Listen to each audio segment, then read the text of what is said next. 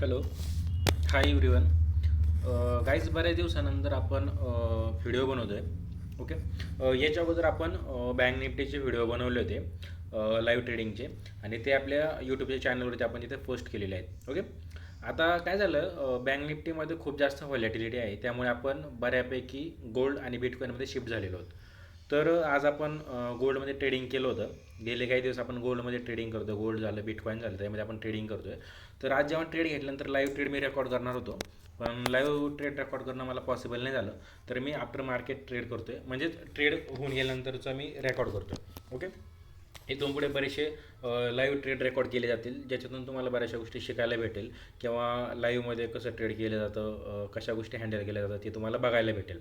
किंवा खास करून मॅनेजमेंट काय असतं, किंवा मॅनेजमेंट त्या गोष्टी कशा असतात, किंवा रूल्स कसे फॉलो केले जातात, तर त्या गोष्टी तुम्हाला बऱ्यापैकी बघायला भेटतील.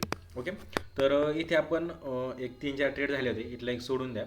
इथं बघा, गोल्डमध्ये आपण मिनी लॉट घेतलेले, इथं दिसते तुम्हाला मिनी लॉट घेतलेले सेम क्वांटिटीने. इथं $6 लॉस झालेला, नंतर $42 प्रॉफिट झाला, नंतर इथं $46 प्रॉफिट झाला. ओव्हरऑल $82 आसपास प्रॉफिट आहे हा. ओके. इथे बघा, इथे हा मी टूल लावला आहे, तर ह्या ठिकाणी आपण ट्रेड घेतला होता. इथे एंट्री केली होती, इथे छोटासा एस एल होता, आणि याचा 1:4 आपण एवढं टार्गेट ठेवलं होतं. ओके. आता याच्या पाठीमागचं आपण रिझन पण बघूया की आपण ह्या ठिकाणी का ट्रेड घेतला होता.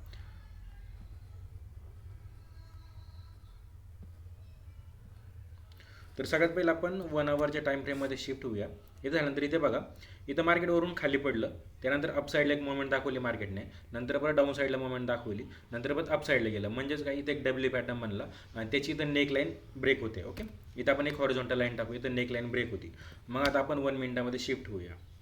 1 मिनिटामध्ये शिफ्ट झाल्यानंतर आपल्याला जो पहिला $6 लॉस झाला होता याच्यामध्ये,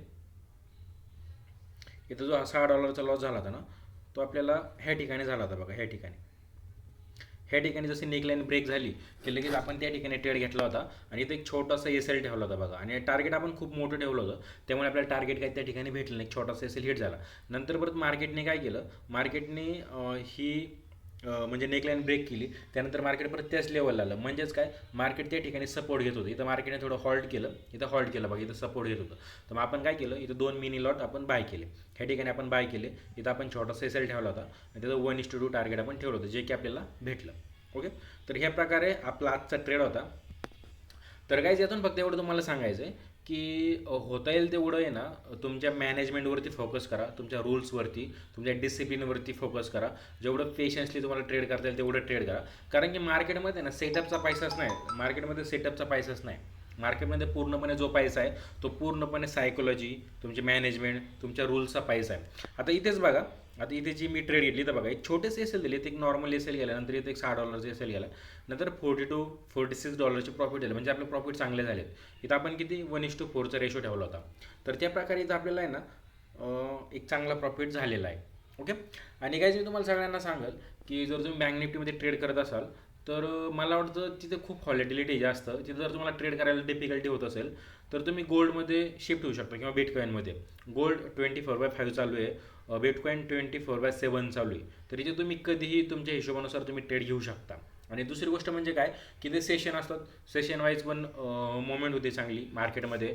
नंतर बऱ्याचशा न्यूज असतात, मंथमध्ये 3-4 न्यूज असतात, त्यामध्ये पण चांगली मोमेंट होते मार्केटमध्ये. आणि इथं म्हणजे ओव्हरऑल तुम्ही बऱ्यापैकी चांगले ट्रेड घेऊ शकता, आणि चांगली मोमेंट होती, इथं चांगले पॉईंट कॅप्चर करू शकता, तुम्ही चांगले पैसे इथून कमवू शकता. फक्त तुम्हाला मॅनेजमेंट तुमचं स्ट्रॉंग ठेवणं गरजेचं. भले तुम्ही इंडियनमध्ये करा, बिटकॉईनमध्ये करा, गोल्डमध्ये करा, कुठेही करा, तुमचं मॅनेजमेंट स्ट्रॉंग असणं खूप गरजेचं आहे. तर येणाऱ्या व्हिडिओमधून मी तुम्हाला हेच दाखवून देणार आहे की मॅनेजमेंट कसं व्यवस्थित ठेवायचं आहे, किंवा आपलं मॅनेजमेंट कसं स्ट्रॉंग असलं पाहिजे. त्यानंतर आपण ते स्ट्रॉंग मॅनेजमेंटवरती कसे पैसे कमवणार आहोत, तर ते येणाऱ्या व्हिडिओमध्ये मी तुम्हाला सगळं दाखवेल. ओके. चला, बाय बाय.